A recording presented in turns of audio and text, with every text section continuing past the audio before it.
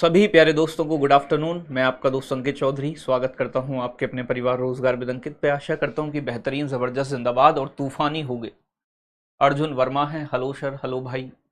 कनिका है, good afternoon, good afternoon गुड्डा, आप बहुत बढ़िया समझाते हो, हार्दिक धन्यवाद गुड्डा। माहीपाल हैं, शिव कुमार यादव हैं, सचिन हैं, रोहित कश्यप हैं, मनीष कुमार जोशी हैं, आशु हैं, बहुत अच्छे, राकेश जी हैं, गुड आफ्टरनून भाई। सभी प्यारे भाइयों को नमस्ते, जय हिंद। विक्की कुमार हैं, बहुत अच्छे, छाया हैं, आशफ हैं, बॉबी हैं, शैली शर्मा हैं, अर्चना हैं, चेतन हैं, अनुज हैं, रानी हैं, मनीष हैं, शन्नी हैं, रूबीना हैं, बहुत अच्छे, पुष्पिंदर कुशवाहा हैं, शिंदे हैं, बादल हैं, राहुल हैं, अमित हैं, बहुत सारे बच्चे हैं। देखो सभी का नाम ले पाना पॉसिबल नहीं है, तो जल्दी से एक बार सभी प्यारे साथी क्लास से जुड़ेंगे, फिर क्लास स्टार्ट करेंगे आज का सेशन। कल मैंने आपको प्रायद्वीपीय भारत के पठार के बारे में बताया और बहुत सारी चीजें बताई। मैंने आपको बताया प्रायद्वीप का मतलब होता है तीन ओर से पानी से घिरा हुआ भूभाग। भूभाग का मतलब पार्ट ऑफ लैंड, ठीक है ना भाई, तीन साइड से अगर पानी से घिरा है। पठार बोले तो प्लेट्यू, प्लेट्यू का मतलब क्या होता है, चट्टान का बना हो, जमीन से ऊपर उठा हो, ऊपर से फ्लैट हो और 300 मीटर की दूरी से देखा जा सके। तो भैया समझ में आ रहा है ना, सभी बच्चों को समझ में आ रहा है ना, तो बेटा बताया करो कि हाँ समझ में आ रहा है। अगर कोई भी डाउट है उसके लिए मैं आपके साथ हूं, आपका जो भी डाउट हो आप मुझसे पूछ सकते हो। बेटा क्वेश्चन बनाने स्टार्ट करो। ज्योग्राफी तुम्हारा फेवरेट सब्जेक्ट होना चाहिए कि भैया ज्योग्राफी में तो हम झंडे गाड़ देंगे, मतलब ऐसा होना चाहिए। ज्योग्राफी है भी बहुत मजेदार, मजा आता है अगर ध्यान से पढ़ोगे बेटा, तो ये बोरिंग नहीं लगता है। चीजों को अगर सीखने की कोशिश करोगे तो इसमें बहुत सारी चीज ऐसी हैं जो आपको बहुत इंटरेस्टिंग बना देती हैं सब्जेक्ट को, ठीक है ना भाई। मैंने क्या क्या बताया, पर्वत पढ़ा रहा था मैं आपको, और पर्वतों के अंदर सबसे पहले मैंने बात की थी बेटा, यहां पर है अरावली बाबा। अरावली पर्वत बुढ़ाऊ पर्वत है, बुढ़ा हो चुका है, बुढ़ापे में आदमी झुक जाता है, तो भैया ये भी झुक गया है। पुराना पर्वत है, प्राचीन पर्वत है, विश्व का अवशिष्ट पर्वत है, बुढ़ापे के कारण बेटा वैसा हो गया, छोटा मोटा हो गया है, ठीक है ना भाई। कहने का मतलब कहीं बड़ा है कहीं छोटा है। सबसे ऊंची चोटी गुरु शिखर है, ठीक है ना। बनास नदी इसे राजस्थान में दो भागों में बांट देती है। तो ये बहुत सारी बातें मैंने आपको बताई, और मैंने बताया था रायसीना की पहाड़ी दिल्ली के अंदर है, ठीक है ना, वो अरावली पर्वत का हिस्सा है, और रायसीना हिल्स पर ही राष्ट्रपति भवन प्रेसिडेंट हाउस स्थित है। फिर इसके बाद मैंने आपको बताया था बच्चे, यहां पर जैसे बोलते हैं बच्चे आप विंध्यान माउंटेन, विंध्य पर्वत, विंध्य पर्वत मध्य प्रदेश में, पन्ना माइंस इसी के अंदर पड़ती हैं। लाल रंग का पत्थर निकलता है, रेड स्टोन, जो कि आपका बिल्डिंग निर्माण में काम आता है, जैसे कि लाल किला बना है आपका बच्चे, ठीक है ना। और मैं अगर बात करूं बच्चे आपसे, विंध्य पर्वत उत्तर भारत और दक्षिण भारत को विभाजित करने का भी काम करता है, ठीक है ना भाई। अगर मैं बात करूं बच्चे यहां आपसे, तो यहां एक बात ध्यान रखनी है बच्चे, यहां मैंने आपको बताया था सतपुड़ा माउंटेन। सतपुड़ा पर्वत बेटा दो पार्ट में, तीन पार्ट में अलग अलग डिवाइड है। सतपुड़ा पर्वत में एक आती है राजपीपला, महादेव और मैकाल पहाड़ियां, ठीक है ना भाई। राजपीपला, महादेव और मैकाल। तो भैया पूरब की तरफ जाओगे तो आपको मैकाल देखने को मिलेंगी, पश्चिम की तरफ जाओगे तो राजपीपला देखने को मिलेंगी। सतपुड़ा पर्वत मुख्यतः आपका मध्य प्रदेश में ही है, लेकिन इसका कुछ भाग गुजरात और छत्तीसगढ़ में भी आता है, ठीक है ना भाई। ये बात मैंने आपको बताई। मैंने आपको बताया था मेरे भाई यहां पर की एक चीज आपको और समझनी है कि सतपुड़ा पर्वत और मध्य प्रदेश की सबसे ऊंची चोटी अमरकंटक नहीं है बेटा, धूपगढ़ है, ठीक है ना। तो धूपगढ़ ध्यान रखना है, और धूपगढ़ के पास में ही पंचमढ़ी हिल स्टेशन है, जिसे सतपुड़ा की रानी कहा जाता है। सतपुड़ा पर्वत एक ब्लॉक माउंटेन है, बृहस्पति पर्वत है, जिसके आसपास गड्ढे हैं, और बच्चे गड्ढों में दो नदियां बहती हैं, नर्मदा और ताप्ती। इधर बहती है बेटा आपकी नर्मदा नदी, इधर बैठी है बेटा आपकी तापी या ताप्ती नदी। ये बात मैंने आपको कल बताई थी बच्चे। और इस सतपुड़ा पर्वत की ही एक चोटी है जिसका, यानी कि बच्चे यहां पे अमरकंटक चोटी, जहां से नर्मदा निकलती है और इधर को चली जाती है बेटा सोन नदी आपकी, ठीक है ना भाई। तो ध्यान रखना है, नर्मदा और सोन का उद्गम अमरकंटक चोटी से होता है। पंचमढ़ी बड़ा जबरदस्त एरिया है, आप कभी घूमने चलो मेरे साथ, दोनों भाई भाई चलेंगे, ठीक है ना। जब नौकरी लग जाएगी तब चलेंगे, ठीक है ना। अभी ना कहीं, अभी सोचो बेटा, नौकरी के बाद दिल्ली पुलिस में नौकरी ले लोगे उसके बाद। अब देखो बात क्या समझनी है, यहां पर जो है बच्चे, यहां पर जो है आपका एक पठार पाया जाता है, बड़ा सा पठार, ये वाला एरिया, ये पूरा एरिया एक पठार का क्षेत्र है। इसे कहते हैं बच्चे केंद्रीय उच्च भूमि, सेंट्रल हाईलैंड, ठीक है ना भाई। सेंट्रल हाईलैंड को हम अलग अलग कई पार्ट में डिवाइड कर लेते हैं, कई सारे भाग इसके बन जाते हैं। जैसे कि मैं बात करूं, सबसे पहले इसी का एक भाग है जिसे बोलते हैं मालवा का पठार। सेंट्रल हाईलैंड का ही भाग है मालवा का पठार, मालवा प्लेट्यू, ठीक है ना भाई। इसी का भाग है बेटा बुंदेलखंड का पठार। कौन सा पठार बेटा? बुंदेलखंड का पठार। तो बुंदेलखंड का पठार भी थोड़ा सा समझना है आपको। एक इसी का भाग है बेटा जिसे बोलते हैं बघेलखंड का पठार, तो इसके बगल में बघेलखंड का पठार है। और इसके बाद फिर इधर साइड में पड़ता है बेटा छोटे नागपुर का पठार। तो ये चार प्रमुख पठार हैं जिन्हें केंद्रीय उच्च भूमि सेंट्रल हाईलैंड के नाम से जानते हैं। मालवा का पठार बच्चे विंध्यान पर्वत और अरावली पर्वत के बीच में स्थित है। एग्जाम में क्वेश्चन पूछा जाता है, ठीक है ना भाई। सर डीपी में ही हूं मैं, छोटू भाई डीपी में है, कोई दिक्कत नहीं है भाई। डीपी में हूं तो अभी चलते हैं घूमने थोड़ी देर बाद। डेल्टा नहीं बनाती, हाँ बेटा डेल्टा नहीं बतानी, डेल्टा वेल्टा के बाद ये सारी चीजें मैं आपको बाद में बताऊंगा, ठीक है ना भाई। तो चीजों को समझने की कोशिश करने की कोशिश करें बच्चे। बेटा अरावली पर्वत के बारे में मैंने आपको बताया था, अरावली अवशिष्ट पर्वत है, ठीक है ना। अवशिष्ट का मतलब खत्म होने की कगार पे। वैसे तो अरावली पर्वत आपका एक वलित पर्वत ही था पहले कभी, लेकिन अब अवशिष्ट पर्वत है। बात समझ में आ रही है? तो यहां चीजों को थोड़ा सा समझते जाएं। और विंध्यान माउंटेन भी ब्लॉक माउंटेन है। तो अब यहां ध्यान से समझना है आपका, ये बच्चे केंद्रीय उच्च भूमि कहा जाता है इस क्षेत्र को, ठीक है ना भाई। तो हेडिंग डालोगे आप सेंट्रल हाईलैंड। केंद्रीय उच्च भूमि को अंग्रेजी में कहते हैं बच्चे आपकी central highland. Central highland Hindi में बोलेंगे बेटा केंद्रीय उच्च भूमि। केंद्रीय उच्च भूमि, केंद्रीय उच्च भूमि, सेंट्रल हाईलैंड। सेंट्रल हाईलैंड के अंदर बेटा क्या क्या आता है? तो मैंने आपको बताया, पहला आता है आपका मालवा का पठार। मालवा का पठार, मालवा का पठार। जो मालवा प्लेट्यू है, मालवा का पठार है बेटा, इसका जो विस्तार है, इसका जो एक्सपेंशन है, इसका विस्तार कहां कहां फैला हुआ है? तो बच्चे ये मध्य प्रदेश में आता है, राजस्थान में आता है बच्चे, मध्य प्रदेश, राजस्थान, और बच्चे आपका कुछ एरिया इसका गुजरात राज्य में आता है। तो इसका विस्तार कहां है? ये सबसे ज्यादा एरिया इसका आता है बेटा एमपी में, मध्य प्रदेश में। कुछ एरिया आता है इसका बेटा गुजरात के अंदर, और कुछ एरिया आता है इसका राजस्थान के अंदर। मालवा का पठार, ठीक है ना भाई। कहां कहां फैला है? मालवा का पठार किन पर्वतों के बीच में है बेटा? इधर विंध्य पर्वत है, इधर बेटा आपका अरावली पर्वत है। तो ये किन पर्वतों के बीच में है? तो विंध्य एवं अरावली माउंटेन के बीच में। विंध्य पर्वत और अरावली पर्वत के क्या है बच्चे? अरावली पर्वत के मध्य में है, ठीक है ना। इन दोनों पर्वतों के बेटा बीच में स्थित है आपका मालवा प्लेट्यू। बात समझ में आ रहा है ना? कोई दिक्कत नहीं, अभी मैंने ज्यादा नहीं बताया है। मैंने भी 4 रंगों से बना दिया है पठार को। रागनी गुप्ता, बेटा तू तो 14-15 रंगों से बना, लेकिन ये याद होनी चाहिए बेटा।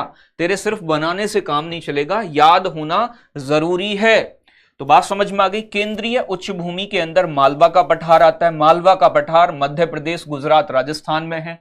विंध्य एवं अरावली पर्वतों के मध्य यानी कि इनके बीच में है।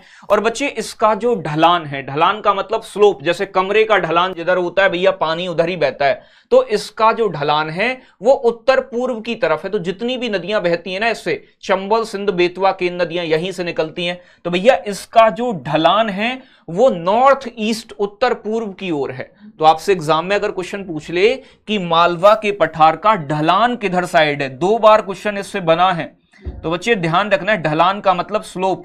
इसका जो स्लोप है, इसका जो स्लोप है, इसका जो ढलान है वो किधर है बेटा? नॉर्थ ईस्ट यानी कि उत्तर पूर्व की ओर है। किधर है बेटा? उत्तर पूर्व की ओर इसका ढलान है। ये बात आपको ध्यान रखनी है। किसका ढलान? मालवा के पठार का।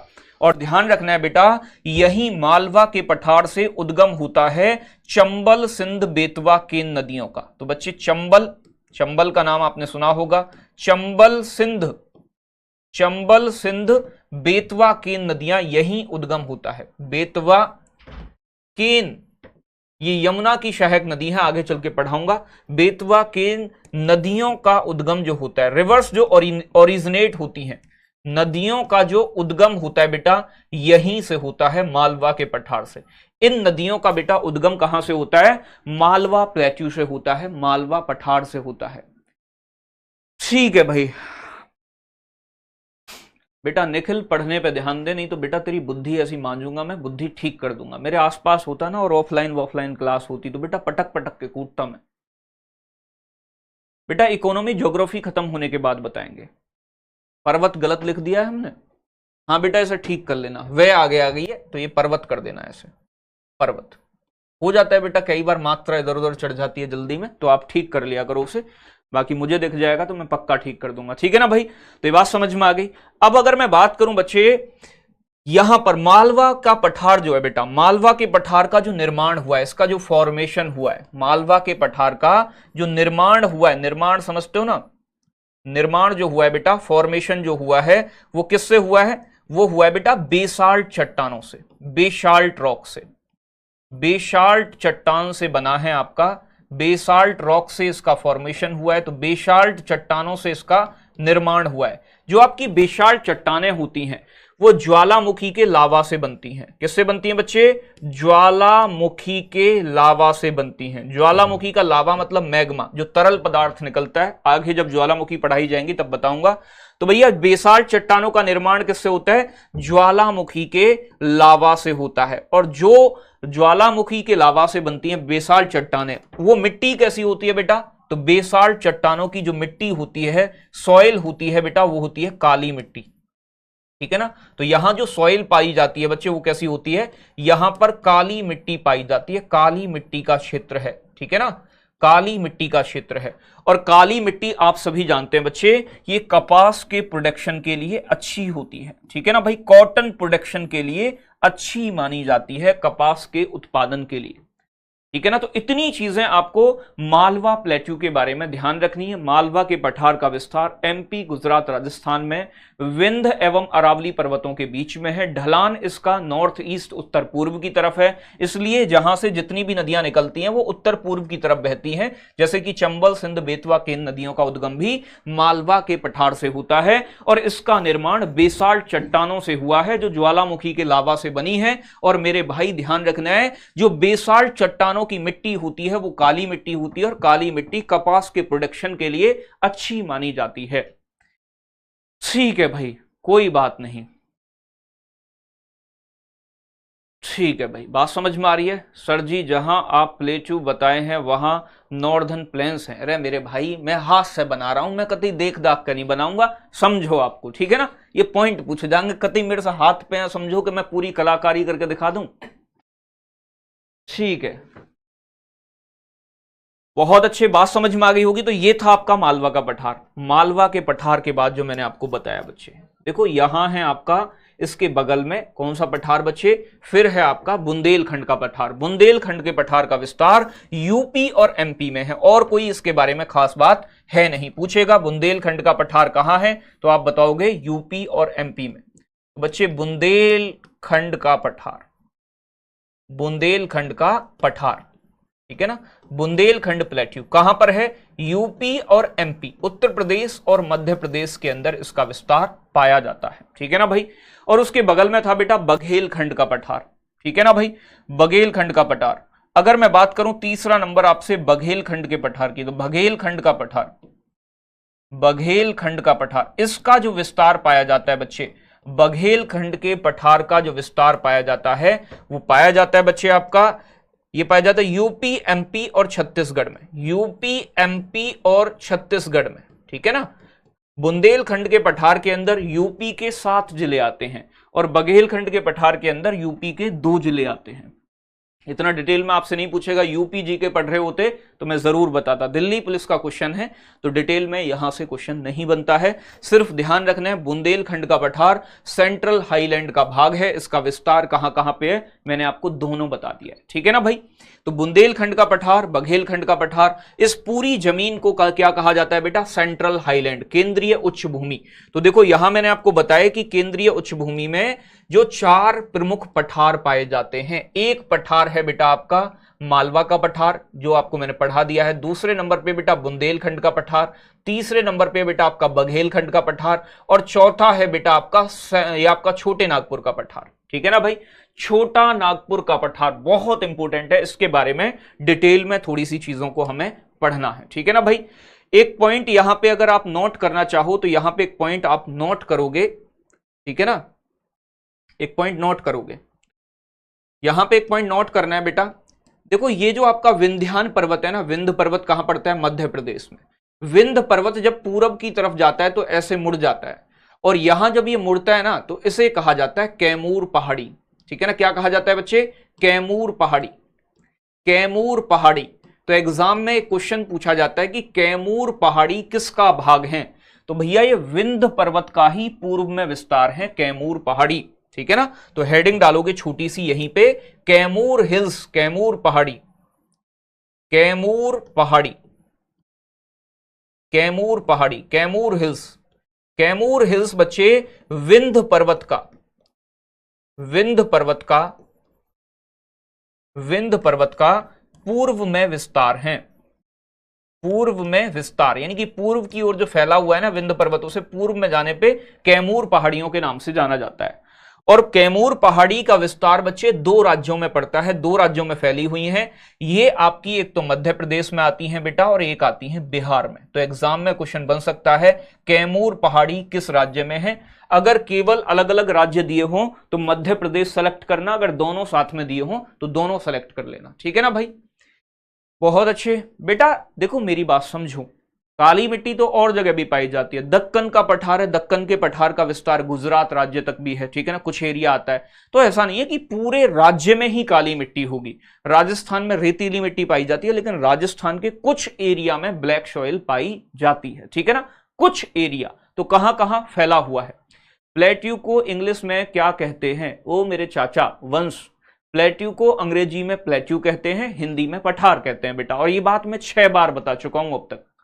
ठीक है ना भाई, तो बात समझ में आ गई है थोड़ी सी बात यहां पे। तो कहने का मतलब क्या है, विंध्य पर्वत आगे जाके कहां चला जाता है बच्चे, बिहार तक चला जाता है, बिहार तक। और जब ये आगे पहुंचता है तो इसे हम कैमूर पहाड़ी के नाम से जानते हैं। तो कैमूर पहाड़ी विंध्य पर्वत का ही पूर्व दिशा की ओर विस्तार है। इसे बच्चे मध्य प्रदेश और बिहार में कैमूर पहाड़ियों के नाम से जानते हैं। बहुत अच्छे, गजब एकदम। यहां तक बात आपके समझ में आ गई होगी। ठीक है भाई, बहुत अच्छे।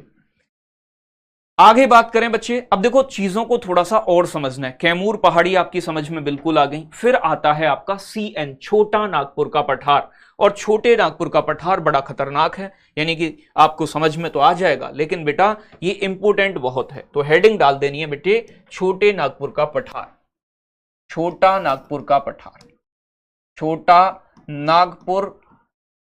मैं कभी कभी CN लिख देता हूं बेटा, CN, CN का मतलब छोटा नागपुर का। ठीक है ना, छोटा नागपुर का पठार, पठार का मतलब प्लेट्यू।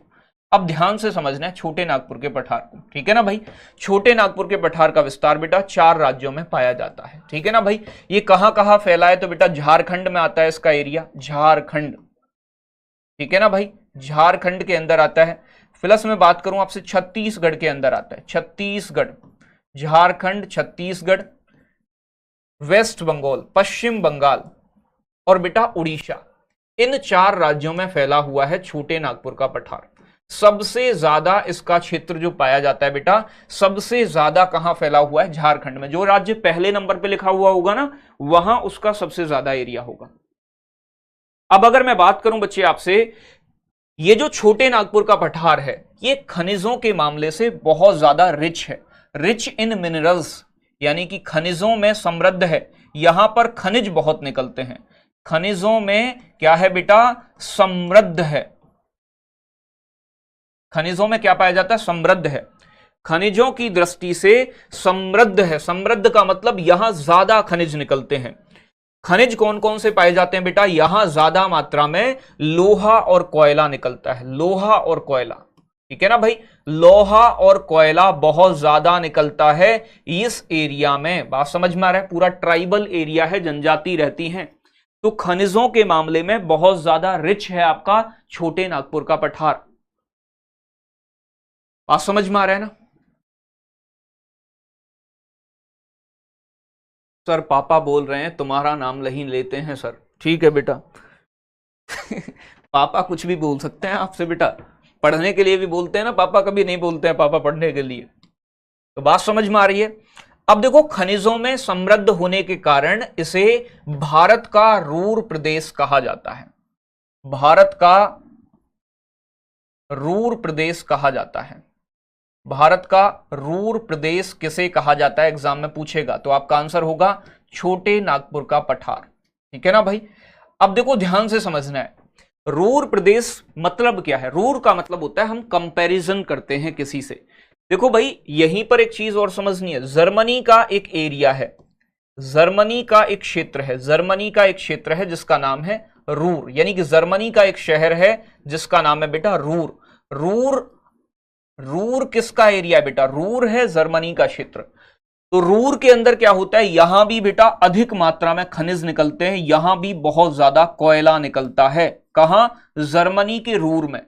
और भारत के छोटे नागपुर में भी बहुत ज्यादा कोयला निकलता है। तो हम अपने इंडिया के छोटे नागपुर का कंपैरिजन करते हैं जर्मनी के रूर से।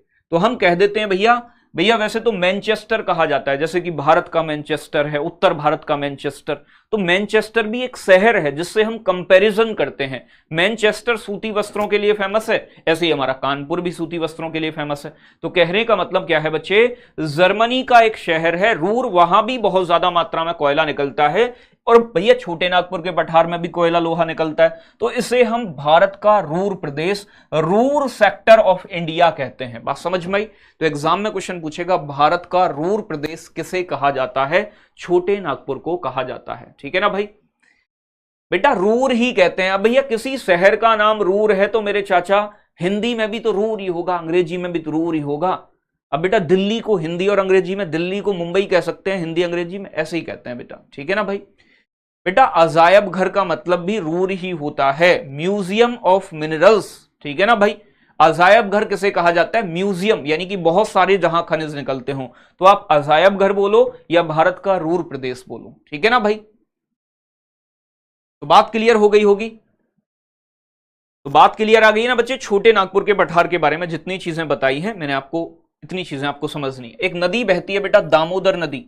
दामोदर नदी, दामोदर नदी बच्चे क्या करती है? दामोदर नदी छोटे नागपुर के पठार को दो भागों में बांटती है, दो भागों में बांट देती है, पठार को दो भागों में डिवाइड करती है।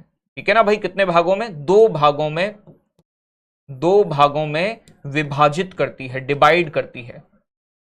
ठीक है ना। कौन सी नदी करती है बेटा? दामोदर नदी। ठीक है ना, लिख देना, दामोदर नदी छोटे नागपुर के पठार को दो पार्ट में डिवाइड करती है। अब ये दो पार्ट आपको ध्यान से समझने हैं। ठीक है, यहां ध्यान से देखो, ये बन गया आपका छोटे नागपुर का पठार, यहां से जा रही है बेटा बीचों बीच से एंजॉय करते हुए ऐसे करके दामोदर नदी। ये कौन सी नदी है बच्चे आपकी? दामोदर नदी। दामोदर नदी, दामोदर नदी के उत्तर में पड़ता है आपका बच्चे कौन सा पठार? तो आपका पड़ता है बेटा हजारीबाग का पठार। ठीक है ना भाई। क्या पड़ता है बच्चे? हजारीबाग का पठार, हजारीबाग का पठार। तो दामोदर नदी क्या काम करती है बेटा? यानी कि जो आपका छोटे नागपुर के, ये पूरा छोटा नागपुर का पठार है, दामोदर नदी इसे दो भागों में बांट देती है। ऊपर वाला हजारीबाग का पठार, नीचे वाले को कहा जाता है बेटा रांची का पठार। क्या बोलते हैं? रांची का पठार। तो एक साइड है बेटा आपका रांची का पठार और एक साइड है आपका हजारीबाग का पठार। अब देखो ध्यान से समझनी है, एक चोटी होती है जिसका नाम है पारसनाथ, जो हजारीबाग की पठार के अंदर पड़ती है। यहां एक चोटी है जिसका नाम है बेटा पारसनाथ। क्या नाम है बेटा? पारसनाथ, पारसनाथ चोटी। जो पारसनाथ चोटी है बच्चे, ये छोटे नागपुर के पठार की सबसे ऊंची चोटी है। इसकी ऊंचाई 1350 मीटर है। ठीक है ना भाई। तो पारसनाथ बच्चे जिसकी ऊंचाई कितनी है? 1350 मीटर। किस राज्य में पड़ती है बेटा? झारखंड राज्य में पड़ती है, झारखंड में। एग्जाम में क्वेश्चन पूछेगा छोटे नागपुर के पठार की सबसे ऊंची चोटी कौन सी है? तो छोटे नागपुर के पठार में कई सारी पहाड़ी पाई जाती हैं, जिसमें एक चोटी है पारसनाथ चोटी। और पारसनाथ बच्चे छोटे नागपुर के पठार की सबसे ऊंची चोटी है, छोटे नागपुर के पठार की सबसे ऊंची चोटी है। यह बात आपको ध्यान रखनी है, सबसे ऊंची चोटी है, सबसे ऊंची चोटी। तो एग्जाम में क्वेश्चन पूछेगा छोटे नागपुर के पठार की सबसे ऊंची चोटी कौन सी है? पारसनाथ, झारखंड के अंदर है। ठीक है ना भाई। मैं छत्तीसगढ़ से हूं, मैं हजारीबाग से हूं। बेटा आप कहीं से हो, मेरा काम है आपको पढ़ाना, जो चीजें आपके एग्जाम के लिए जरूरी है वो सारी चीजें मैं आपको कराऊंगा। तो बात क्लियर हो गई होगी। ठीक है ना भाई। अब देखो एक बात और समझनी है, एक यहां पड़ती है बच्चे चरकी की पहाड़ी। चरकी की पहाड़ी अगर पूछे आपसे, ये भी यहीं पड़ती है, चरकी हिल्स, चरकी पहाड़ी। तो एग्जाम में अगर पूछे चरकी पहाड़ी कहां है, तो भैया ये छोटे नागपुर के पठार के अंदर ही आती हैं, ठीक है ना भाई। और ये किस जिले के अंदर है, मतलब किस राज्य के अंदर है, तो बेटा झारखंड राज्य के अंदर है, ठीक है ना भाई। तो अगर एग्जाम में आपसे क्वेश्चन पूछता है चरकी पहाड़ी किस राज्य में है, झारखंड राज्य में है चरकी पहाड़ी। हां बेटा, पारसनाथ सबसे ऊंची चोटी है छोटे नागपुर प्लेट्यू की, बहुत अच्छे। दामोदर नदी छोटे नागपुर के पठार से होकर बहती है, बात समझ में आ रही है ना। अब देखो यहां समझना है और थोड़ी सी बातों को आपको, ठीक है ना। चरकी पहाड़ी हो गई, यहां पर ही बच्चे झारखंड राज्य के अंदर एक जिला पड़ता है सिंहभूम जिला, ठीक है ना भाई। बहुत सारे खनिज निकलते हैं, खनिजों को मैं अलग से पढ़ाऊंगा, हालांकि झारखंड राज्य के अंदर पड़ता है आपका एक जिला जिसका नाम है सिंहभूम जिला, ठीक है ना। झारखंड राज्य का एक जिला है जिसका नाम है बेटा सिंहभूम जिला, बहुत फेमस है। जब मैं आपको खनिज पढ़ाऊंगा बच्चे तो बहुत काम आने वाला है आपके, ठीक है ना भाई। सिंहभूम जिला, सिंहभूम जिला कहां है बेटा, झारखंड में। यहीं पर एक खान पाई जाती है, एक माइंस पाई जाती है बेटा, जिन्हें बोलते हैं जादूगौड़ा की खान। जादूगौड़ा की खान, जादूगौड़ा की खान किसके लिए फेमस है बच्चे, यूरेनियम के लिए प्रसिद्ध है। यूरेनियम निकलता है तो यूरेनियम के लिए प्रसिद्ध है आपका जादूगौड़ा, और यह क्वेश्चन कम से कम बेटा 10 बार बना है, ठीक है ना भाई।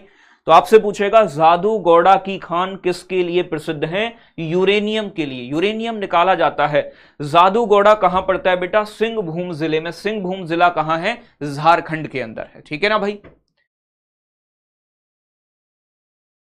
सौरभ भाई, मैंने कहा आपसे कि पठार की चोटी नहीं होती, पठार फ्लैट होते हैं, लेकिन मैंने आपको अभी बताया कि छोटे नागपुर के पठार में कुछ पहाड़ियां पाई जाती हैं, कुछ हिल्स पाई जाती हैं। उन्हीं हिल्स के अंदर पड़ती है पारसनाथ चोटी। अब एग्जाम में क्वेश्चन पूछेगा तो आपको बताना है कि पारसनाथ छोटे नागपुर के पठार में सबसे ऊंची चोटी है, क्योंकि छोटे नागपुर के पठार में पहाड़ियां भी पाई जाती हैं, ठीक है ना भाई। बहुत अच्छे। हाँ बेटा, दामोदर भ्रंश घाटी का निर्माण करती है, लेकिन ये मैं जब आपको नदियां पढ़ाऊंगा तब पढ़ाऊंगा डिटेल में, ठीक है ना भाई। अब देखो एक बार मैं दोबारा आपको रिवाइज कराई देता हूं। छोटे नागपुर का पठार सेंट्रल हाईलैंड का भाग है। सेंट्रल हाईलैंड में हमने 4 प्लेटू देखे। मालवा का पठार काली मिट्टी से बना है, बेसाल चट्टानों से बना है, ठीक है ना। सारी बातें बताई मैंने, उसका झुकाव किधर साइड है, ठीक है ना।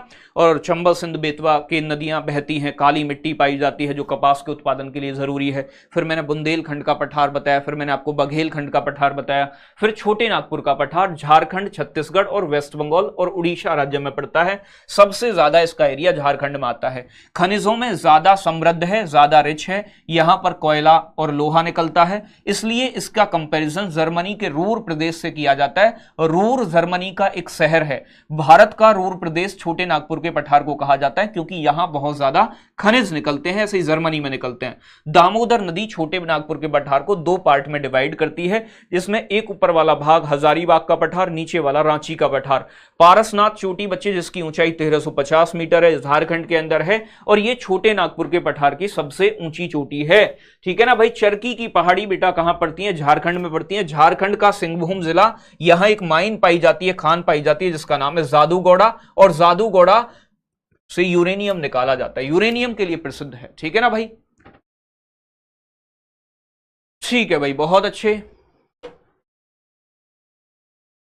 बेटा। ये सारी चीजें Hazaribagh plateau, Ranchi plateau, Damodar river, अंग्रेजी हिंदी में बेटा नाम है, ठीक है ना। अब नाम में क्या बताऊं। जादूगौड़ा माइंस सिचुएटेड इन छोटा Nagpur plateau in state of Jharkhand, ठीक है ना। जिला मैंने आपको बता दिया है, तो भैया जादूगौड़ा माइंस है, ये आपको पता है। और क्या बताऊं, ठीक है ना। ऐसे चीजों को समझने की कोशिश करनी है, समझ में आएंगी सारी।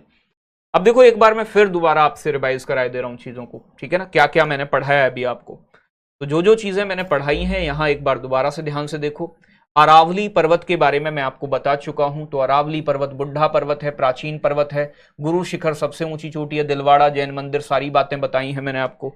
ठीक है ना, कितनी कितनी बार तो मैं रिवाइज करवाता हूं। अरावली माउंटेन हो गया, विंध्यान माउंटेन हो गया, कैमूर पहाड़ी हो गई, सेंट्रल हाईलैंड हो गया जिसमें मालवा प्लेट्यू हो गया, जिसमें बुंदेलखंड का पठार, बघेलखंड का पठार, छोटे नागपुर का पठार। इसके नीचे मैंने आपको सतपुड़ा पर्वत बताया है बेटा, यहां सतपुड़ा पर्वत है, 3 पार्ट में डिवाइड है। यहां छोटे नागपुर का पठार हो ही गया है। यहां एक पठार है जिसे बोलते हैं बच्चे आपका मेघालय का पठार, मेघालय का पठार, ठीक है ना भाई, मेघालय का पठार या शिलोंग पठार। मैंने मेघालय के पठार के बारे में भी आपको बता रखा है, लेकिन एक बार थोड़ा सा और देख लेना है, ठीक है ना भाई।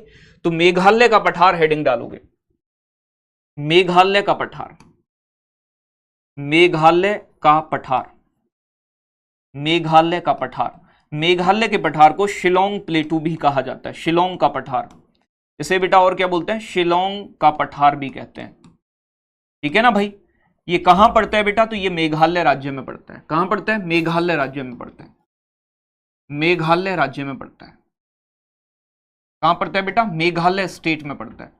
और इसके अंदर बेटा मैंने आपको बताया था 5 पहाड़ियां आती हैं मेघालय के पठार के अंदर। कितनी पहाड़ी आती हैं, 5 पहाड़ी आती हैं। और एक चीज मैंने आपको और भी बताई थी कि मेघालय का पठार बेटा राजमहल की पहाड़ियों का विस्तार है, राजमहल की पहाड़ी। ध्यान है ना, पूर्वोत्तर की पहाड़ी पढ़ाई थी, राजमहल, राजमहल की पहाड़ियों का विस्तार है, राजमहल की पहाड़ी का विस्तार है आपका शिलोंग पठार, ठीक है ना भाई। कहने का मतलब जो आपकी राजमहल की पहाड़ियां हैं बेटा वो यहां पड़ती हैं झारखंड राज्य में। ये पहले कभी यहां तक जाती थी और यहां से एक नदी आती है सिंधु यानी कि आपकी ब्रह्मपुत्र, और इधर से आती है बेटा आपकी गंगा। जिन्होंने इसे काट दिया है तो यहां ये अलग अलग पहाड़ियों में टूट गया है। ये राजमहल की पहाड़ी कहां पड़ती है बेटा, ये वर्तमान में झारखंड राज्य में है, ठीक है ना भाई। एग्जाम में अगर क्वेश्चन पूछा जाए कि शिलोंग का पठार या मेघालय का पठार किसका भाग है, राजमहल की पहाड़ियों का। राजमहल की पहाड़ी बच्चे प्रायद्वीपीय पठार का हिस्सा है। किसका हिस्सा है, प्रायद्वीपीय पठार का हिस्सा है, प्रायद्वीपीय पठार का भाग है। ये बात आपको समझनी है, एग्जाम में 2-3 बार क्वेश्चन बना है कि मेघालय का पठार किसका हिस्सा है, प्रायद्वीपीय भारत के पठार का, क्योंकि ये राजमहल की पहाड़ी ही कभी वहां तक फैली हुई थी। राजमहल की पहाड़ी बेटा किस राज्य में पड़ती है वर्तमान में, तो आप बताओगे बेटा ये झारखंड राज्य में है। सीधा सा क्वेश्चन आपसे पूछ सकता है, ठीक है ना भाई, कि झारखंड राज्य के अंदर है राजमहल की पहाड़ी, ठीक है ना भाई। राजमहल की पहाड़ी बेटा कहां है, झारखंड राज्य में है। कैमूर की पहाड़ी मध्य प्रदेश और बिहार में है, मैंने आपको अभी बताया है। अब देखो यहां थोड़ी सी चीजों को और समझना है आपको। देखो कुछ सिचुएशन ऐसी है मेघालय स्टेट की कि मेघालय स्टेट कुछ आपका इस तरीके से गोल गोल राज्य है, इस तरीके से, बिल्कुल प्रॉपर गोल नहीं है लेकिन ऐसा ही लिखता है। राजमहल की पहाड़ियों का विस्तार है, बात ध्यान रखनी है। और मेघालय राज्य में 3 इस तरीके से पहाड़ियां पाई जाती हैं। ये जो पहाड़ियां बेटा इन्हें कहते हैं गारो पहाड़ी। ये यहाँ की जनजाति भी है, मैंने आपको बताया था। ये वाली जो पहाड़ियां इन्हें कहते हैं खासी पहाड़ी। बहुत पूछा जाता है गारो खासी जैंतिया की पहाड़ी कहाँ है, कई बार क्रम में लगाने को आ जाता है। तो गारो पहाड़ी, गारो के बाद खासी पहाड़ी, और बेटा खासी के बाद जो पहाड़ियां इन्हें कहते हैं जयंतिया पहाड़ी। तो गारो खासी जैंतिया की पहाड़ी बेटा कहां पड़ती हैं, आपके मेघालय राज्य के अंदर पड़ती हैं, ठीक है ना भाई। अब देखो यहां ध्यान से समझना है, यहां पर एक स्थान पड़ता है खासी पहाड़ियों के ऊपर। खासी पहाड़ियों पर एक जगह है जिसका नाम है माशिन राम। माशिन राम के बारे में आपने सुना होगा। यही खासी पहाड़ियों पर स्थित है बेटा आपका चेरापूंजी। चेरापूंजी का नाम भी आपने सुना होगा, चेरापूंजी।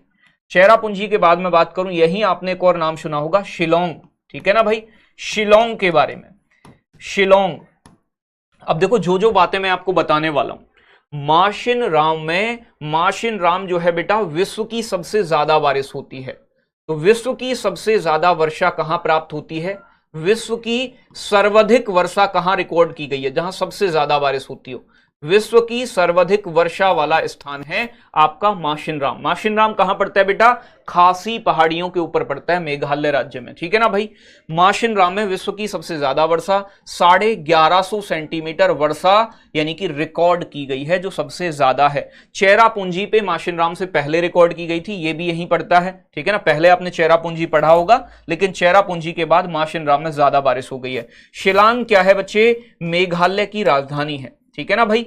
मेघालय की राजधानी है, मेघालय की राजधानी है शिलोंग। ये किन पहाड़ियों पे बेटा, यानी कि खासी पहाड़ियों पर स्थित है, ठीक है ना भाई।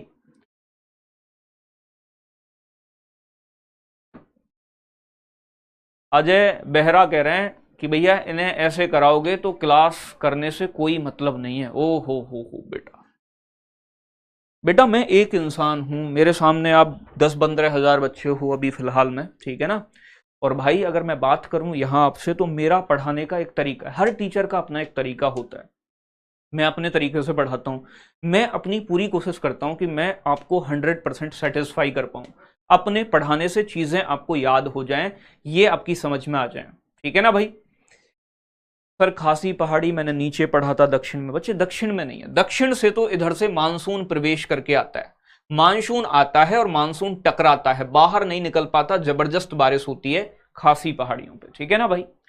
तो कहने का मतलब मेरी साथ, सर धूपगढ़ चोटी, बेटा दो चोटियों की ऊंचाई एक जैसी नहीं हो सकती क्या, ठीक है ना। पारसनाथ की भी ऊंचाई 1350 मीटर ही है। तो मेरी बात थोड़ी सी आपको समझने की कोशिश बेटा ये करनी है कि जो मैं पढ़ाऊंगा आपको, मैं अपने अनुभव से, पीछे 5-6 साल से बेटा मुझे ज्योग्राफी पढ़ाते पढ़ाते हो गई है, तो मैं आपको अच्छा ही पढ़ाऊंगा, खराब तो नहीं पढ़ाऊंगा ना। कोशिश यही करता हूं मैं कि हर फील्ड से आपका क्वेश्चन बने। आप प्रीवियस ईयर के क्वेश्चन पढ़िएगा, करिएगा, नहीं क्वेश्चन बनता है बेटा मुझ पे जिम्मेदारी थोपिएगा आप उसकी, ठीक है ना भाई। 98% क्वेश्चन आप प्रीवियस ईयर के लगाओगे, किसी भी एग्जाम के क्वेश्चन का एक एक भाग बनेगा। जो चैप्टर फिनिश कर दूंगा उसके 99% क्वेश्चन आपके बन जाएंगे, जो 1% क्वेश्चन बनेगा बेटा वो आप मुझे भेजिएगा, मैं बताऊंगा आपको, ठीक है ना। तो बेटा चीजों को पढ़िएगा तो आप मेरे अकॉर्डिंग, ठीक है ना। तो मैं अच्छे तरीके से पढ़ाऊंगा, चीजों को रिवाइज भी कराऊंगा, आप निश्चिंत रहिएगा, ठीक है ना। लेकिन बेटा ये नहीं कि भाई ऐसे करो वैसे करो, यार मैं अपने तरीके से मुझे पढ़ाने दो आप, ठीक है भाई। तो बात समझ में आ रही है ना। मैंने आपको क्या बताया कि भैया राजमहल की पहाड़ी पहले पूरब तक फैली हुई थी, यहां नदियों ने इन्हें काट दिया है, जिससे कि यहां शिलोंग के पठार का निर्माण हुआ। शिलोंग का पठार या मेघालय का पठार बच्चे दक्षिण भारत का हिस्सा है, क्योंकि राजमहल की पहाड़ी भी दक्षिण भारत का हिस्सा है। राजमहल की पहाड़ियों का विस्तार झारखंड राज्य में है। इसके अंदर 5 पहाड़ी आती हैं, किसके अंदर, शिलोंग प्लेटू के अंदर, जिसमें से गारो, खासी, जैंतिया, ये 3 पहाड़ी मेघालय राज्य में है। और बच्चे इन तीनों पहाड़ियों के ऊपर मैंने आपको बताया माशिनराम, चेरापूंजी और शिलोंग है। शिलोंग मेघालय की कैपिटल है। एग्जाम में क्वेश्चन पूछे मेघालय की राजधानी शिलोंग किन पहाड़ियों पर स्थित है बच्चे, तो ध्यान रखना है आपकी खासी पहाड़ियों पर, ठीक है ना भाई। आपसे पूछे माशिनराम, बच्चे किन पहाड़ियों पे, खासी पहाड़ियों पे। विश्व की सबसे ज्यादा वर्षा वाला स्थान कौन सा है, माशिनराम है, ठीक है ना भाई। तो ये वाली बात थोड़ी सी ध्यान रखनी है। सर थोड़ी यूपी वाली बोलो, क्या बोलूं भाई यूपी वाली, सारी तो यूपी वाली बोल रहा हूं मैं, कौन सा चाइनीज भाषा बोलता हूं आपके सामने। 2 पहाड़ियां और हैं जिनके बारे में मैंने आपको बताया कि टोटल 5 पहाड़ियां आती हैं इसके अंदर। एक का नाम है बेटा आपका मिकिर पहाड़ी, ठीक है ना भाई, मिकिर पहाड़ी। और एक बच्चे मैंने आपको बताया रेगमा पहाड़ी। तो मिकिर और रेगमा ये दोनों पहाड़ी असम स्टेट में पड़ती हैं। और ध्यान रखना है, मैंने आपको पहले भी बताया है कि ये पांचों की पांचों बच्चे इन राज्यों की ट्राइब्स भी हैं, जनजातियां भी हैं। आपसे क्वेश्चन पूछे गारो जनजाति कहां रहती है, जहां गारो पहाड़ियां हैं वहीं पर बेटा गारो जनजाति रहती है, ठीक है ना भाई।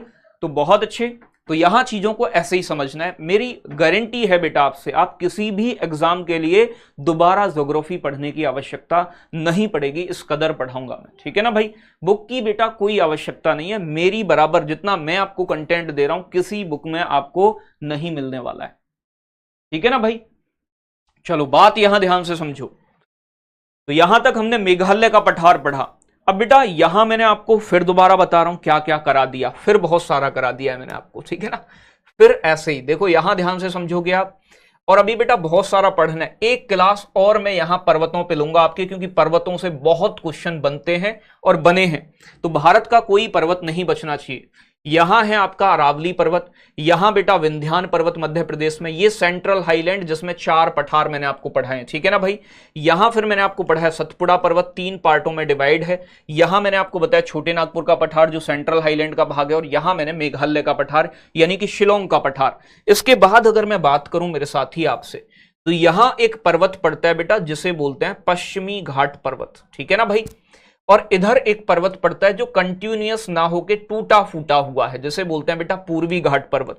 जहां पूर्वी घाट पर्वत और पश्चिमी घाट पर्वत आपस में मिलते हैं वहां एक पहाड़ी पड़ती है बेटा, जिन्हें बोलते हैं नीलगिरी की पहाड़ी। क्या कहा जाता है बेटा? नीलगिरी की पहाड़ी। तो नीलगिरी पहाड़ी कहां स्थित है, ये बात भी करेंगे। ये वाला पर्वत कौन सा है बेटा? पूर्वी घाट पर्वत है, पूर्वी घाट पर्वत, ईस्टर्न घाट माउंटेन, पूर्वी घाट पर्वत, यह है नीलगिरी की पहाड़ी। और यह है बच्चे आपका पश्चिमी घाट पर्वत, वेस्टर्न घाट माउंटेन, पश्चिमी घाट पर्वत। अब देखो ये बात ध्यान समझनी है, ये वाली दिशा कौन सी है? ईस्ट यानी कि पूरब। तो जो पूरब दिशा में है वो पूर्वी घाट पर्वत है, ये वाली दिशा पश्चिम है, तो बच्चे जो पश्चिम दिशा में है वो पश्चिमी घाट पर्वत है। ठीक है ना भाई? अब देखो यहां ध्यान से समझना है बेटा, ज्योग्राफी से मोहब्बत होनी चाहिए। मेरा मानना यह है कि अगर आप मेरे से एक बार पढ़ लो तो फिर ज्योग्राफी से इस बार तुम्हें मोहब्बत हो जाए। ऐसा पढ़ो, यहां पर एक स्टेट है छोटा सा गोवा, ठीक है ना भाई? यहां पर एक स्टेट आप सभी जानते हो गोवा। यहां पर एक नदी बहती है बच्चे, ताप्ती नदी, सतपुड़ा के दक्षिण में, आप सभी जानते हो। तो बच्चे पश्चिमी घाट पर्वत का विस्तार कहां से कहां तक है? ताप्ती नदी से लेके और यहां कन्याकुमारी तक, तमिलनाडु में कन्याकुमारी तक बहुत लंबा पर्वत फैला हुआ है, जिसे हम पश्चिमी घाट पर्वत कहते हैं। तो हेडिंग डाल देनी है बच्चे, पश्चिमी घाट पर्वत यानी कि वेस्टर्न घाट माउंटेन, बहुत इंपॉर्टेंट है। ठीक है ना भाई? तो हेडिंग डालोगे बेटा पश्चिमी घाट पर्वत, पश्चिमी घाट पर्वत, पश्चिमी घाट पर्वत। अगर मैं पश्चिमी घाट पर्वत की बात करूं बच्चे तो इसे हम हिंदी में तो कहते हैं पश्चिमी घाट और अंग्रेजी में कहते हैं वेस्टर्न घाट, वेस्टर्न घाट माउंटेन, वेस्टर्न घाट माउंटेन। इसकी अगर मैं विस्तार की बात करूं बच्चे, विस्तार कहां से कहां तक है, इसका एक्सपेंशन कहां से है? तो भैया ताप्ती नदी से लेकर, ताप्ती नदी से लेकर, ताप्ती नदी से लेके कन्याकुमारी तक फैला हुआ है, कन्याकुमारी तक इसका विस्तार है। ताप्ती नदी से लेके कन्याकुमारी के तमिलनाडु तक फैला हुआ है पश्चिमी घाट पर्वत। ठीक है ना भाई? ध्यान से समझ लेना है। अब देखो यहां आगे और थोड़ी सी चीजों को समझो। अगर मैं बात करूं बच्चे पश्चिमी घाट पर्वत की, तो यह भारत का दूसरा सबसे लंबा पर्वत है, लंबा पर्वत दूसरा। पहले नंबर पे तो भैया हिमालय का नाम आता है, दूसरा भारत का सबसे लंबा पर्वत है। अगर मैं इसकी लंबाई की बात करूं बच्चे, तो ताप्ती नदी से लेकर कन्याकुमारी तक इसकी जो लंबाई होती है, इसकी जो लंबाई है पर्वत की बेटा, वो 1600 किलोमीटर है, 1600 किलोमीटर। हिमालय 2400 किलोमीटर लंबा था, 1600 किलोमीटर है, यानी कि सेकंड दूसरा सबसे लंबा पर्वत है भारत का, दूसरा सबसे लंबा पर्वत है भारत का। कौन सा पर्वत बेटा? पश्चिमी घाट पर्वत। इसकी जो औसत ऊंचाई है, ऊंचाई बहुत ज्यादा नहीं है इसकी, इसकी जो औसत ऊंचाई है बेटा वो है 1200 मीटर। तो केवल 1200 मीटर ऊंचा है, लेकिन बेटा 1600 किलोमीटर लंबा है, बहुत लंबा पर्वत है। ठीक है ना भाई? तो बात समझ में आ रही है? चलो और चीजों को समझने की कोशिश करें बच्चे। अगर मैं बात करूं बच्चे पश्चिमी घाट पर्वत को, तो पश्चिमी घाट पर्वत वास्तव में एक पर्वत नहीं है। तो भैया आप कहोगे पर्वत नहीं है, फिर क्या बता रहे हो, फिर क्या पर्वत पर्वत लिखवा रहे हो? भैया ये पर्वत जैसा दिखता है, पर्वत है नहीं है एक्चुअल में। क्योंकि बच्चे होता क्या है, यहां पश्चिमी घाट पर्वत के इधर साइड जाओगे ना, और पश्चिम में ये जो खाली जगह पड़ी हुई है, यहां पर मैदान पाए जाते हैं। तो वास्तव में ये पर्वत ना होकर दिखने में पर्वत लगता है, यानी कि एक ये क्या है, एक भ्रंश कगार है। भ्रंश कगार का मतलब एक रिफ्ट माउंटेन है। ठीक है ना भाई? रिफ्ट मतलब भ्रंश। ठीक है ना भाई? तो एग्जाम में क्वेश्चन पूछेगा पश्चिमी घाट पर्वत क्या है, तो बेटा एक भ्रंश कगार है। ये बात आपको ध्यान रखनी है। अब मैं बात करूं बच्चे पश्चिमी घाट पर्वत का एक बहुत इंपॉर्टेंट नाम है। ठीक है ना भाई? पश्चिमी घाट पर्वत का एक बहुत इंपॉर्टेंट नाम है, इसे हम बेटा हिमाद्री के नाम से भी, सह्याद्री के नाम से भी जानते हैं। तो इसका दूसरा नाम क्या है? इसका दूसरा नाम क्या है और किस नाम से इसे जानते हैं? तो इसे बेटा सह्याद्री कहा जाता है। क्या कहा जाता है बच्चे? सह्याद्री कहा जाता है। और यह दिल्ली पुलिस 2021 के एग्जाम में पूछा गया है कि पश्चिमी घाट पर्वत को और किस नाम से जानते हैं। तो भैया इधर साइड ना, महाराष्ट्र वाली साइड बेटा इसे क्या कहा जाता है? सह्याद्री कहते हैं। बेटा आपसे एग्जाम में क्वेश्चन पूछेगा हिमाद्री किसे कहते हैं, तो मैंने आपको बताया था हिमाद्री कहते हैं बेटा महान हिमालय को। सह्याद्री किसे कहते हैं बेटा? पश्चिमी घाट पर्वत को। तो दोनों चीजें ध्यान से समझ लेनी है। ठीक है ना भाई। तो कहने का मतलब हिमाद्री किसका नाम है? महान हिमालय का। सह्याद्री किसका नाम है बच्चे? यानी कि पश्चिमी घाट पर्वत का। और पश्चिमी घाट पर्वत एक पर्वत ना होकर बच्चे ये क्या है? तो भैया ये है एक भ्रंश कगार। क्या है बेटा? भ्रंश कगार है। ठीक है ना, भ्रंश का मतलब रिफ्ट है एक। ठीक है ना भाई, क्या है बेटा? ये एक रिफ्ट है। रिफ्ट का मतलब मैं आपको पहले भी बता चुका हूं कि ये वास्तव में एक पर्वत ना होकर पर्वत जैसा दिखता है। ठीक है ना, क्या है बेटा? सह्याद्री कहते हैं इसे, सह्याद्री। तो बात क्लियर हो गई होगी यहां तक। तो सह्याद्री किसे कहा जाता है? पश्चिमी घाट पर्वत को। अब देखो यहां ध्यान से और थोड़ी सी बातें समझनी है। पश्चिमी घाट पर्वत की अगर मैं बात करूं तो यहां से एक अक्षांश रेखा गुजरती है। यहां से एक अक्षांश रेखा गुजरती है जिसे बोलते हैं बेटा 16 डिग्री अक्षांश। ये कौन सी अक्षांश है बेटा? 16 डिग्री अक्षांश। 16 डिग्री अक्षांश क्या काम करती है? 16 डिग्री अक्षांश इस पश्चिमी घाट पर्वत को दो पार्ट में डिवाइड कर देती है। और ये कहां से होके गुजरती है बेटा? गोवा से होके गुजरती है, गोवा से। तो भैया गोवा के ऊपर वाला पर्वत तो कहलाता है बच्चे आपका उत्तरी सह्याद्री, और गोवा के नीचे वाला जो पश्चिमी घाट पर्वत है उसे बोलते हैं बेटा दक्षिणी सह्याद्री। तो अगला पॉइंट क्या लिखोगे? 16 डिग्री अक्षांश। कितने डिग्री अक्षांश बेटा? 16 डिग्री। 16 डिग्री अक्षांश रेखा, 16 डिग्री लैटिट्यूड, 16 डिग्री अक्षांश सह्याद्री पर्वत को यानी कि पश्चिमी घाट पर्वत को, पश्चिमी घाट पर्वत को, पश्चिमी घाट पर्वत को दो भाग में बांटती है, दो भाग में तोड़ देती है, दो भाग में बांटती है। ठीक है ना भाई। अब ये दो भाग कौन कौन से हैं बेटा आपके? ठीक है ना भाई। तो भाई 16 डिग्री अक्षांश कहां से गुजरती है बेटा? गोवा से होके गुजरती है। गोवा यहां लिख दिया है मैंने शॉर्ट में, ये गोवा से होके जाती है और ये पश्चिमी घाट पर्वत को दो पार्ट में डिवाइड कर देती है। डिवाइड का मतलब हम मानते हैं कि भैया इस 16 डिग्री अक्षांश के ऊपर उत्तरी सह्याद्री है क्योंकि ये उत्तर दिशा में है, ये दक्षिण दिशा में है तो दक्षिणी सह्याद्री है। ठीक है ना भाई। तो भैया ध्यान रखना है 16 डिग्री अक्षांश जो है रेखा जो है बेटा ये गोवा से होके जाती है और ये बच्चे आपकी इस पश्चिमी घाट पर्वत को दो पार्ट में सेपरेट कर देती है, डिवाइड कर देती है। अब ये दो भाग कौन कौन से हैं? ठीक है ना भाई, ये दो भाग कौन कौन से हैं? तो ध्यान रखना है बेटा, इसका एक भाग बनता है, इसका एक भाग बनता है उत्तरी सह्याद्री। तो उत्तर वाला भाग क्या कहलाएगा? उत्तरी सह्याद्री, नॉर्थ सह्याद्री। ठीक है ना भाई, उत्तरी सह्याद्री। और एक बनता है बच्चे इसका दक्षिणी सह्याद्री, दक्षिणी सह्याद्री।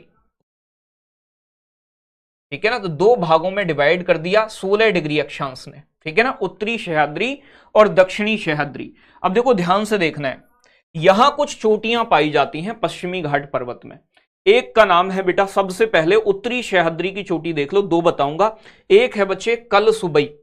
नाम क्या है बेटा? एक चोटी का नाम है कलसुबई, ऊपर वाली कलसुबई है और नीचे वाली का नाम है महाबलेश्वर। महाबलेश्वर, महाबलेश्वर और कलसुबई दोनों पश्चिमी घाट पर्वत की चोटी हैं और ये कहां पड़ती हैं बच्चे? महाराष्ट्र राज्य में पड़ती हैं। तो ध्यान रखना है, यहां दो चोटी लिख रहा हूं मैं उत्तरी सह्याद्री में। एक का नाम क्या है बच्चे? कलसुबई, कलसुबई चोटी, कलसुबई। और एक का नाम है बेटा महाबलेश्वर, महाबलेश्वर, महाबलेश्वर। कलसुबई और महाबलेश्वर दोनों उत्तरी सह्याद्री के अंदर पड़ती हैं और दोनों किस राज्य में बच्चे? महाराष्ट्र राज्य में, महाराष्ट्र राज्य के अंदर है। ठीक है ना भाई, महाराष्ट्र में है। देखो कलसुबई चोटी क्यों फेमस है? ये उत्तरी सह्याद्री की सबसे ऊंची चोटी है। उत्तरी सह्याद्री की सबसे ऊंची चोटी कौन सी? एग्जाम में क्वेश्चन पूछेगा। उत्तरी सह्याद्री की, उत्तरी सह्याद्री की सबसे ऊंची चोटी कौन सी है? तो उत्तरी सह्याद्री की सबसे ऊंची चोटी बच्चे कलसुबई है। कलसुबई चोटी किस राज्य में पड़ती है बेटा? महाराष्ट्र राज्य में पड़ती है। ठीक है ना भाई। महाबलेश्वर चोटी भी महाराष्ट्र में। ये क्यों फेमस है? यहां से बेटा कृष्णा नदी का उद्गम होता है। तो कृष्णा नदी का उद्गम कहां से होता है? आपके एग्जाम में बहुत क्वेश्चन पूछा जाता है। महाबलेश्वर चोटी महाराष्ट्र। बात समझ में आ रहा है ना? महाबलेश्वर चोटी महाराष्ट्र। तो नॉर्थ सह्याद्री की दो इंपोर्टेंट पीक हैं, कलसुबई और महाबलेश्वर। कलसुबई नॉर्थ सह्याद्री की हाईएस्ट पीक है। महाबलेश्वर चोटी से कृष्णा नदी निकलती है। दोनों की दोनों चोटियां बच्चे कहां पड़ती हैं? महाराष्ट्र राज्य में पड़ती हैं। ठीक है ना भाई, तो दो चोटियां पढ़ ली हैं। अब बेटा दो चोटी और बताऊंगा, एक का नाम है बेटा कुद्रेमुख और एक का नाम है बच्चे आपका ब्रह्मगिरी। कुद्रेमुख और ब्रह्मगिरी बेटा दक्षिणी सह्याद्री की सबसे ऊंची चोटी है। ये दक्षिणी सह्याद्री है, तो नीलगिरी की पहाड़ियों तक उत्तरी सह्याद्री और दक्षिणी सह्याद्री आता है। बाकी नीचे कुछ पहाड़ियां हैं वो भी पश्चिमी घाट पर्वत की हैं। ठीक है ना, वो आगे चल के कल की क्लास में डिस्कस करेंगे। तो दक्षिणी सह्याद्री की दो इंपोर्टेंट चोटियां कौन कौन सी हैं? एक का नाम है बेटा कुद्रेमुख, तो पहली चोटी है बच्चे कुद्रेमुख, और दूसरी चोटी है बच्चे आपकी ब्रह्मगिरी। क्या नाम है? ब्रह्मगिरी। दोनों की दोनों चोटियां किस राज्य में पड़ती हैं बच्चे? ये दोनों चोटियां आपकी कर्नाटक राज्य में पड़ती हैं। कहां पड़ती हैं बेटा? कर्नाटक राज्य में पड़ती हैं। ये जो ऊपर वाली चोटी है जिसका नाम कुद्रेमुख है, ये बच्चे दक्षिणी सह्याद्री की सबसे ऊंची चोटी है। दक्षिणी सह्याद्री की सबसे ऊंची चोटी कौन सी है? तो दक्षिणी सह्याद्री की बेटा सबसे ऊंची चोटी, हाईएस्ट पीक बच्चे कुद्रेमुख है। कुद्रेमुख चोटी कहां पड़ती है बेटा? आपकी ये पड़ती है कर्नाटक राज्य में, लगभग 1800 मीटर ऊंची है। कलसुबई लगभग 1600 मीटर ऊंची है। ठीक है ना भाई। आपको एक चीज और ध्यान से देखनी है, ब्रह्मगिरी चोटी कहां है बेटा? कर्नाटक में। यहां से कौन सी नदी निकलती है बेटा? कावेरी नदी का उद्गम होता है। ठीक है ना भाई, कौन सी नदी का उद्गम होता है बेटा? कावेरी नदी का उद्गम किस चोटी से होता है? कावेरी नदी का उद्गम कहां से होता है? बहुत पूछा जाता है एग्जाम में। ब्रह्मगिरी चोटी। ब्रह्मगिरी कहां पड़ती है बेटा? कर्नाटक में। अब देखो एक बार मैं आपको और समझाए दे रहा हूं पश्चिमी घाट पर्वत को। पश्चिमी घाट पर्वत भारत का दूसरा सबसे लंबा पर्वत है। इसकी लंबाई 1600 किलोमीटर है। ध्यान से समझना है सिर्फ बातों को जो मैं आपको बताने वाला हूं। ठीक है ना, 1 मिनट में समझा दूंगा। तो बच्चे पश्चिमी घाट पर्वत का विस्तार कहां से कहां तक है बच्चे?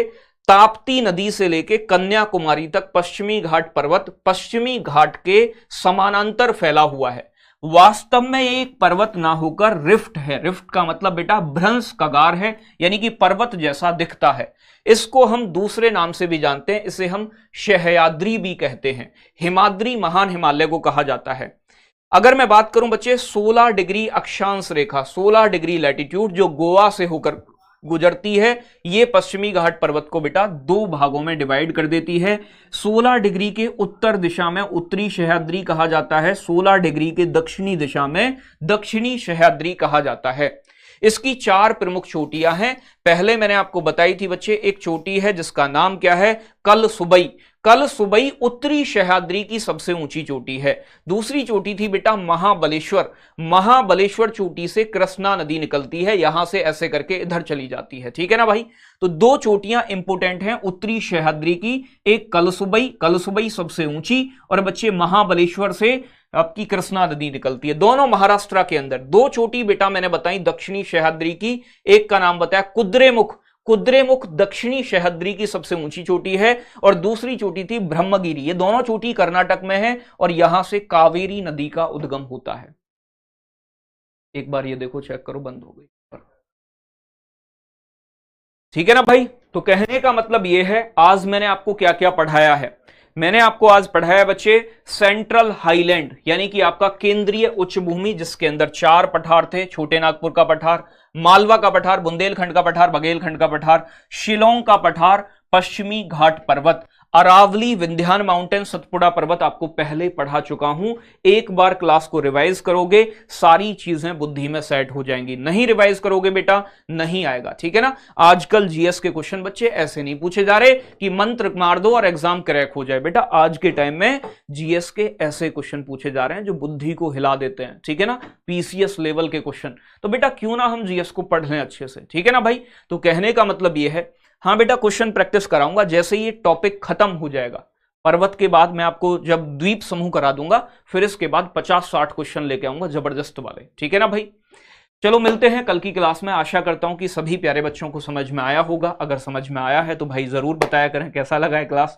ठीक है, मिलते हैं कल की क्लास में। सभी प्यारे दोस्तों को नमस्कार, जय Hind, bye bye, love you, take care. बच्चे कोई भी डाउट हो आप मुझे इंस्टाग्राम पे भी मैसेज कर सकते हैं, मैंने आईडी बता रखी है अंकित चौधरी RWA। आप टेलीग्राम पे भी कर सकते हैं, लेकिन आप जब भी डाउट भेजोगे मैं आपका आंसर करूंगा। मिलते हैं बच्चे कल की क्लास में, बाय बाय, टेक केयर।